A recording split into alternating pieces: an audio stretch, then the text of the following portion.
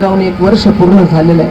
म्हटलं लक्ष द्या, माझा भाव फार सुंदर आहे, परंतु ह्या जनरेटरने तुमच्यापर्यंत पोहोचतो का नाही तो भाग वेगळा आहे. असं लक्ष असू द्या. फक्त विनंती आहे, मागं ज्या माता मावल्या बसल्यात फक्त असं थोडं पुढे येऊन बसा, म्हणजे मला कीर्तन करायला जरा बरं वाटलं. तालो निजाच्या माहेरा आणि भेटी रखमाई, त्याला भेटलो, माझा शेवट गोड झाला. आता इकडे लक्ष द्या बरं का. कुणाला म्हणण्याचा अधिकार आहे, कुणाला म्हणण्याचा अधिकार आहे माझा शेवट गोड झाला. या जगामध्ये जन्माला आलेल्या प्रत्येक माणसाला म्हणण्याचा अधिकार आहे माझा शेवट गोड होणं. शेवट गोड होणं म्हणजे नेमकी काय असतं, कशाला आहे, कशाला म्हणतात शेवट गोड होणं. तर ऐका, फार गोड आहे, लक्ष द्या, कळेल तुम्हाला. या तुकोबरायांच्या अभंगामध्ये तुकोबरा म्हणतात, शेवट तो भला माझा बहु गोड झाला, आलो निजाच्या माहेरा भेटी रखुमाईच्या भरा. मी त्या पांडुरंग परमात्म्याला भेटलो. तुकोबराय म्हणतात शेवट गोड झाला. तुकोबरायांना प्रश्न केला साधकानं, तुकोबराया तुम्ही म्हणताय तुमचा शेवट गोड झाला, पण नेमकी तुमचा शेवट गोड कसा झाला सांगता येईल का. तर तुकोबराय म्हणतात माझा शेवट कसा गोड झाला सांगतो, इकडे लक्ष द्या.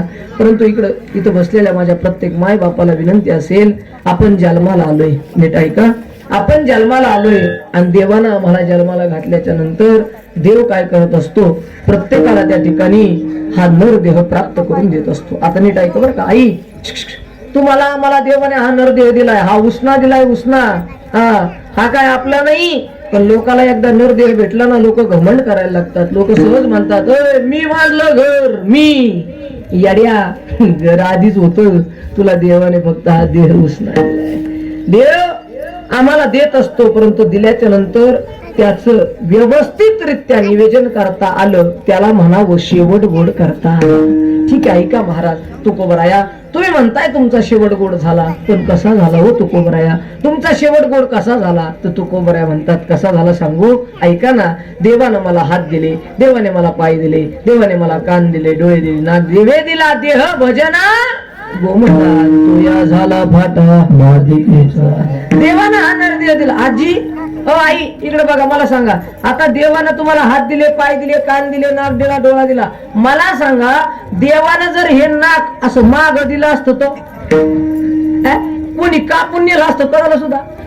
आता मला सांगा, देवानं जर हे कान दिले नसते आजी, तर चष्मा काय टेकीला असता नाही ना महाराज. देवानं तुम्हाला सगळं दिलंय. का दिलंय? देवाचं भजन करणं. इंद्रिय हात पाय शेवट गोड झाला पाहिजे, शेवट गोड झाला पाहिजे. पण साधकानं तुकोबरायांनाच प्रश्न केला, तुकोबराया तुम्ही अभंग रचलाय, पण सांगा ना तुकोबराया तुमचा शेवट गोड झाला का.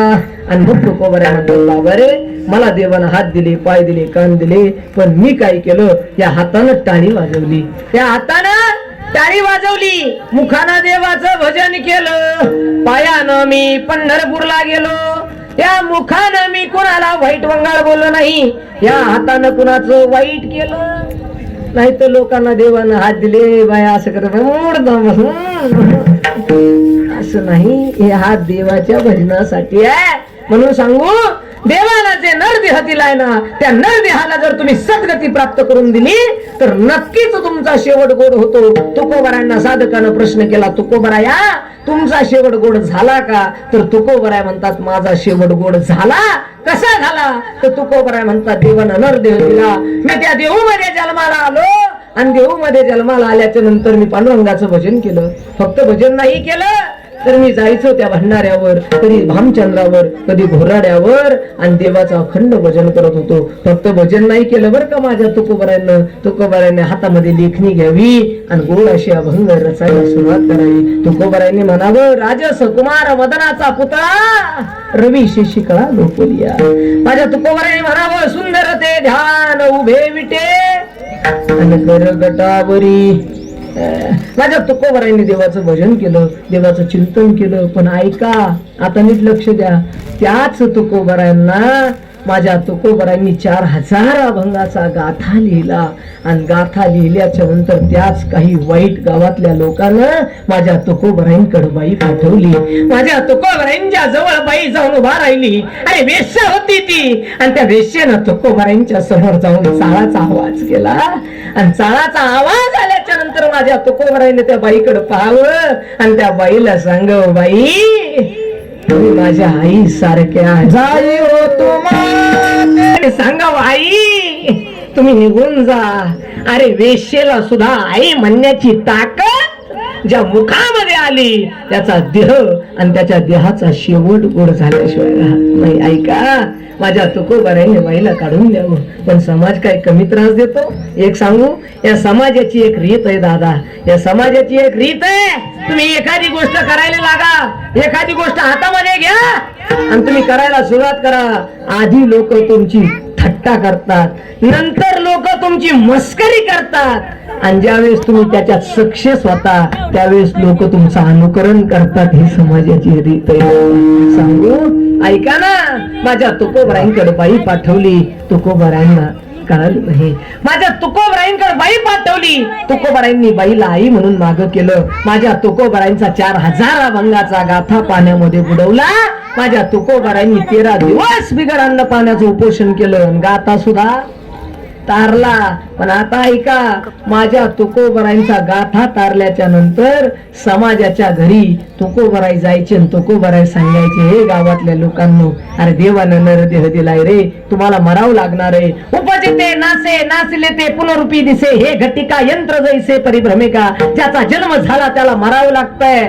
अरे बाबांनो हा जर नरदेह तुम्हाला दिला याच्यावर घमंड नका करू. अरे मी मी मी काय करता ज्या ठिकाणी मी येतो त्या ठिकाणी माणसाची हानी झाल्याशिवाय अहंकाराचा वारा न लागो. राजसा माझ्या विष्णुदासा भाविक माझ्या तुकोबारांनी गावातल्या लोकांकडे जायचं गावातल्या लोकांना सांगायचं अरे चला प्रत्येकाला मरावं लागणार आहे बाबांनो. स्वतःला देवानं हा जो नरदेह दिलाय ना याचं सार्थक करा याचा शेवट गोड करा आणि चला माझ्यासोबत पंढरीला. पण लोकांकडे माझ्या तुकोबारांनी जावं आणि तुकोबारांच्या जीवनातला प्रसंग आहे दादा. जगद्गुरु तुकोबाराय देहू मध्ये एका माणसाच्या घरी गेले आणि तुकोबारांनी हात जोडले. तुकोबाराय म्हणतात हो गावातल्या माणसांनो चला पंढरीला चला त्या पांडुरंगाला भेटायला जाऊ.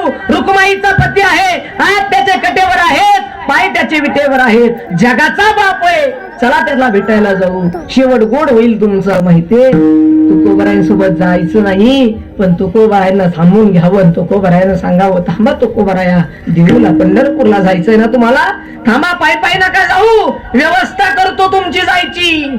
आणि गावातल्या काही वाईट लोकांना गावातले गाढव धरून आणावं आणि त्या गाढवावर तुकोबारायांना बसवावं.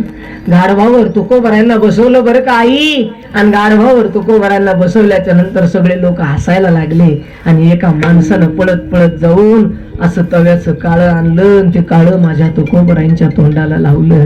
माझ्या तुकोबारायांच्या तोंडाला काळं लावलं नाही आणि माझ्या तुकोबारायांना गाढवावर बसवलं आणि ते गाढव गावातून मिरवायला लागले. गाढव गावाच्या वेशीपासून तुकोबारायांच्या घरापर्यंत आणलं पण तुकोबारायांची बायको आवली तिला सहन झालं नाही. घराच्या बाहेर आली स्वतःच्या मालकाला तुकोबारायांना गाढवावर बसलेलं पाहिलं तोंडाला काय पाजलेलं पाहिलं. तुकोबारायांची बायको बोलायला लागले गावातल्या लोकांना अरे माझा पती भोळा आहे माझा पती चांगला आहे माझा पती गरीब आहे म्हणून तुम्ही माझ्या तुकोबांना गाढवावर बसवलं नाही का माझ्या तुकोबांच्या तोंडाला काळे लावलं नाही का. अरे वाटलं व्हावं तुमचं असा शब्द माझ्या तुकोबारांच्या पत्नीच्या तोंडातून गेला आणि माझ्या तुकोबाराईने पत्नीच्या तोंडाला हात लावला आणि पत्नीला बोलायला लागली तुकोबाराय अगं वेडीस का तू अगं आवले अगं वेडीस का तू का लोकांना शिव्या देते का लोकांना श्राप देते अगं गप का लोकांना वाईट बोलते. आणि तुकोबारांची पत्नी म्हणते अहो मालक यांनी तुम्हाला गाढवावर बसवलंय तुमच्या तोंडाला काळं फासलंय मालक लाज वाटते की नाही अहो वाईट येतले लोक. आणि त्यावेळेस माझ्या तुकोबारांनी पत्नीला सांगावं अगं येडे बघ या लोकांचं किती प्रेम आहे माझ्यावर यांनी मला गाढवावर बसवलंय आणि स्वतः पायी पायी चालतात. काय विचार येतो काय विचार येतो अहो काही अहो आमच्या रानातलं कोणी खुरपून गेलं तर आम्ही भांडायला जातो. आणि माझ्या तुकोबाराईने सांगावं अगं बघ यांचं किती प्रेम आहे मला गाढवावर बसवलं नाही पायी पायी चालतात. अहो मालक ठीक आहे पण तुमच्या तोंडाला काळं लावलंय ना. अहो आगा आगा आवले आई यांनी माझ्या तोंडाला कावळं लावलं, याच्यात काय नवलंय? मी रोज फक्त एक बुक्क्याचं एकच माझ्या कपाळाला लावतो. माझा पांडुरंग अख्खा काळा आहे, माझ्या पांडुरंगाचं काळ यांनी लावलं, काही अडचण नाही. याला देव म्हणतात, याला संत म्हणतात. आणि आता ऐका, त्या तुकोबारायांना नीट ऐका, त्या तुकोबारायांचा अभंग आहे. आणि त्या तुकोबारायांना लोकांनी गाढवावर बसवलं, तोंडाला काळं भाजलं, बाई पाठवली. गावातल्या एका माणसानं काठीच्या काठानं माझ्या तुकोबारायांना मारलं. पण त्याच माणसाकडे माझे तुकोबाराय संध्याकाळी तेल घेऊन जातात आणि म्हणतात, ओ भट्ट, तुम्ही मारलंय मला, पण तुमची पाठ दुखत असेल, चोपून देऊ का? याला संत म्हणतात. आणि अशा संत तुकोबारायानं माझ्या पांडुरंगाची भेट घेतली. नुसती भेट नाही घेतली, तर माझ्या तुकोबारायांना नेण्यासाठी देवाला विमान पाठवावं लागलं. आणि विमानात बसून माझे तुकोबाराय स्वदेह वैकुंठाला गेले. माझ्या तुकोबारायांचा शेवट गोड झाला. म्हणून तुकोबारायांना म्हणण्याचा अधिकार आला, शेवट तो भला माझा बहु गोड झाला. मडके महाराज आल्यापासून सांगता शेवट गोड झाला, शेवट गोड झाला. तुकोबारायांचाच झालं का हो? अजून कुणी आहे का ज्यांना म्हणण्याचा अधिकार आला असेल माझा शेवट गोड झाला? अजून एक उदाहरण सांगतो बरं काही, एवढं लक्षात घ्या. एवढं एक उदाहरण घरी घेऊन गेलात ना, बस सफल होईल गड्या हे कीर्तन. आज ज्या असणाऱ्या आमच्या शालन आईच्या पुण्यस्मरणाला तुम्ही आलात ना, त्या आईला सुद्धा म्हणण्याचा अधिकार आलाय, माझा शेवट गोड झाला. कसा माहितीये? सांगणार आहे तुम्हाला. आज या का आईचं शेवट गोड करायचं आपल्याला. पण अजून एक उदाहरण सांगतो बघा, इकडे लक्ष द्या. कुणाला म्हणण्याचा अधिकार आहे माझा शेवट गोड झाला? या जगामध्ये 3 व्यक्तीला म्हणण्याचा अधिकार आहे माझा शेवट गोड झाला. एक संत आहे आणि दुसरे म्हणजे मायबाप आहे. कारण संत आमच्यावर प्रेम करतात गड्या. कुणाला म्हणण्याचा अधिकार आहे माझा शेवट गोड झाला? एक उदाहरण आहे बघा, लक्ष द्या बरं, काही कळेल तुम्हाला.